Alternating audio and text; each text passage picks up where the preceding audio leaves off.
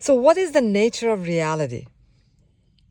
Reality is experience of being alive. Experience of being alive without the experiencer of that experience. Pay attention to it closely, and you will see the experiencer is a conceptual structure in the mind. Your identity, what you are taking yourself to be. But there is no reality in that.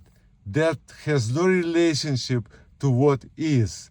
What is, only is experience.